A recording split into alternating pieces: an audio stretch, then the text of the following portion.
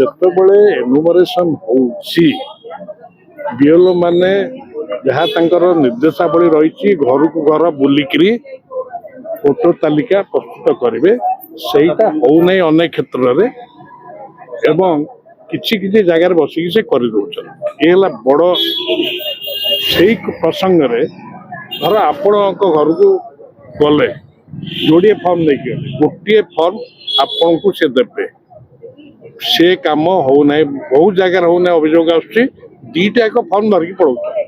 ଗୋଟେ ହେଲା ଆପଣଙ୍କ ସମ୍ପତ୍ତି, ଆପଣମାନେ ତାକୁ ଦାବି କରିବା କଥା ମତେ ଏଇଠି ଗୋଟେ ଦେଇକି ଯାଅ, କାରଣ ଏଠି ଯାହା ରହିଲା ଆପଣ ସେ କ'ଣ ନେଇକି ସେଠି ଅପଲୋଡ କରିବେ, ଯେମିତି ପେନ୍ସିଲରେ ହଉଥିଲା ଆଗରୁ ଆମେ ପାର୍ଟି କଲୁ, ତାକୁ ଯଦି କ'ଣ ଅପଲୋଡ କରିଦେବେ ଆପଣ ଆଉ ହବାର ନାହିଁ।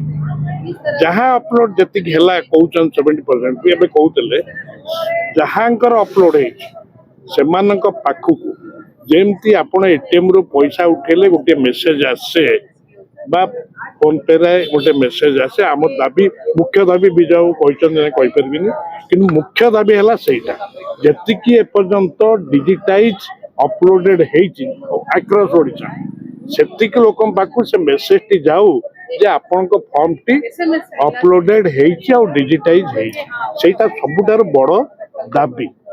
23 ତାରିଖରେ ସେମାନେ କହୁଛନ୍ତି, 23 ତାରିଖ ପରେ ଆମେ ସେ ବିଏଲଏଙ୍କର ମିଟିଂ ହବ, ତାହେଲେ 23 ରୁ ଯୋଉ 28 ଆଉ 5 ଦିନ ରହିଲା, ତାହେଲେ ସେ 5 ଦିନ ଭିତରେ ଆଉ ଧର କୋଉ ଘର ଛାଡି ଯାଇଥିବେ ତାକୁ ସେମାନେ ନେବେନି ଭୋଟର ତାଲିକାକୁ।